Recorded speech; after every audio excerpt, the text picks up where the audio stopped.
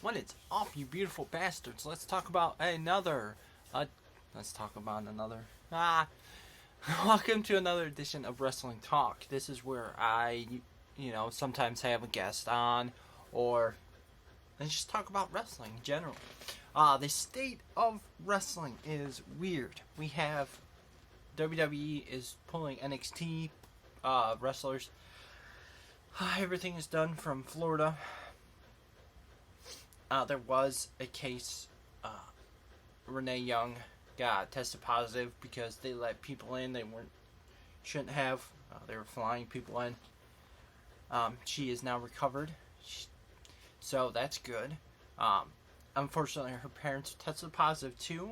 But what's weird about that is that they don't go anywhere. They're stay-at-home bodies. So I don't know.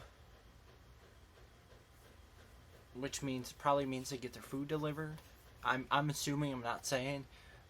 So the whole mask thing, it's just all these things are guidelines, and I've heard plenty of healthy people that have some degree of knowing how to take care of themselves, because you know your body. If you pay attention to your body, you know your body.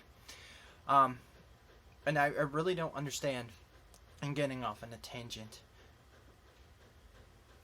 Actually, I should talk about this on Saturday. Let's talk. Okay, anyways. Enough of that. We're here to talk about wrestling. So there's a movement with women coming forward about sexual assault that is fantastic. I am 100% behind the female wrestlers. I think they are fantastic wrestlers. There are some great women out there who do a fantastic job. I will do my top 8 great female wrestlers, but Chyna and Trish and Lita, and then you have the women's revolution. You have Charlotte, Becky, and Bayley, and my goddess Alexa Bliss, and the Boss Sasha, and we have all these tremendous women: Bianca Belair and Rhea Ripley, and there are just so many, and it's fantastic. And then we got, other places, these women are wrestling all over the place, and they shouldn't be put down by male wrestlers who think they can get away with it. That being said, this is a touchy subject, because you have, and I think things should be taken very seriously on all fronts. They need to be investigated.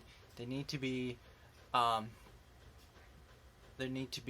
really good investigation, and there need to be consequences, heavy consequences, for both. Because as I've learned, and I've taught my son, there are many people who do crazy stuff, when they think they get back to the corner. For instance, we have the whole Matt Riddle stuff.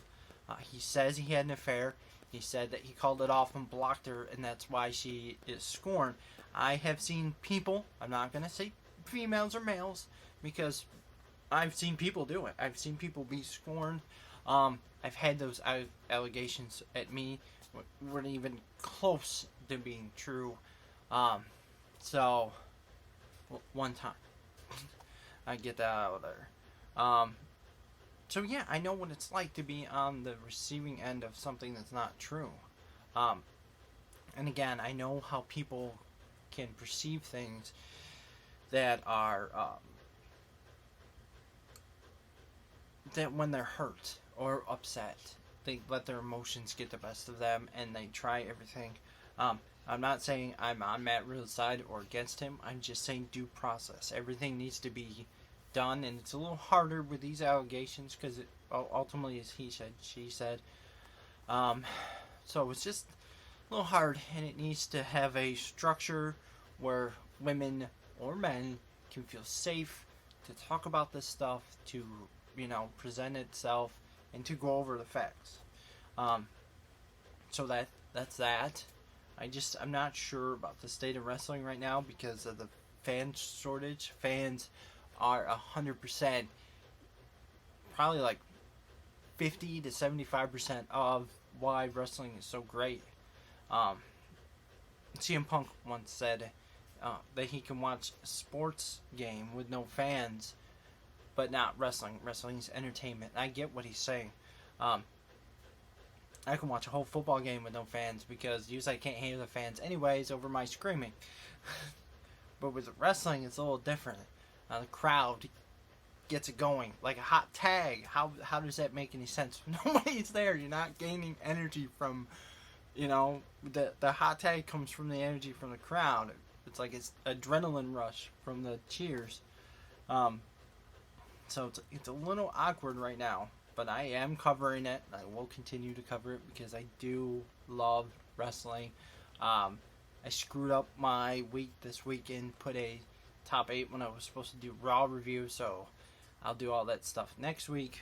I haven't been around because I keep losing YouTube TV and I keep losing interest in watching wrestling without any crowd. I will say that the Randy Orton Edge match was pretty good, but they added crowd noise into it. It was taped. There were some shenanigans, different camera angles. It was done very well. So yeah, this is just a brief update about the state of wrestling. I hope I get some people on here I can talk to and stuff. I'd love to interview somebody. That would be fantastic. Anybody, any wrestler at all, even wrestling commentators or anybody associated with the wrestling world in general. I'm right now in school. I'm about to graduate in December. I think I'm going to take sports broadcasting. I'm going to do more with the broadcasting, help me, talk more clear, better, precise, get stuff out there. So, yeah, that is my plans, and I will see you tomorrow. Till next time, much love, JD, out.